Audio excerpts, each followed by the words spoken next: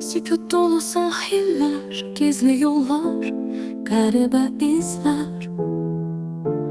Külək danışır, sirli sözlər, qaranlıq adalar bizə nə deyər?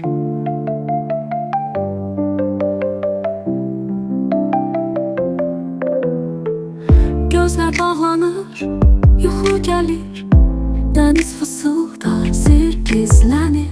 Ay ışığı kölgələr çəkir, qaranlıq adalar ürəklər seçir. Qaranlıq adalar çağırır məni, hər dalğa ilə bir sir gəlir sənə. İtmiş xəyallar, unudulmuş səslər, qaranlıq adalar ürəklər seçir. Qaranlıq adalar çağırır məni, hər dalğa ilə bir sir gəlir sənə.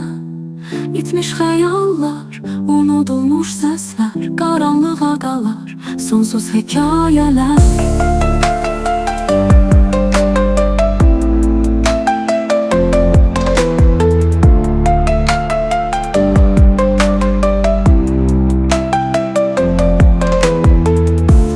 Bir addım atsam dərinliyə, görünməz əllər çəkər məni yuxuya.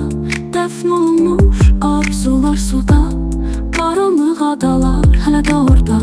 Sirli sular, kimsəsiz yurt, gəl burada tapaq əbədi bir qurtuluş.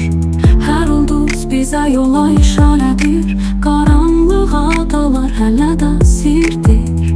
Qaranlıq adalar çağırır məni, hər dalğa ilə bir sir gəlir sənə.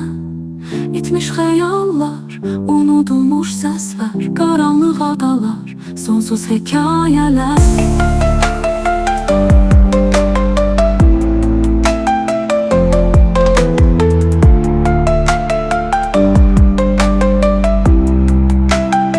Qaranlıq adalar çağırır məni, hər dalğa ilə bir sir gəlir sənə.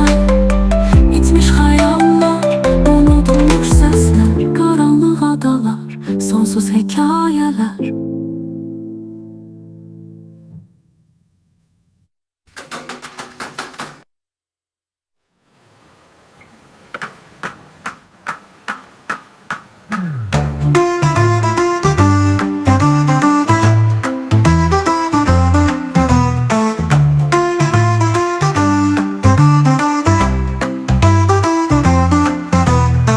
Bir addım atsam dərinliyə, görünməz əllər çəkər məni yuxuya. Dəfn olunmuş arzular suda, qaranlıq adalar hələ də orada. Sirli sular, kimsəsiz yurt, gəl burada tapaq əbədi bir qurtuluş. Hər ulduz bizə yola işarədir, qaranlıq adalar hələ də sirdir.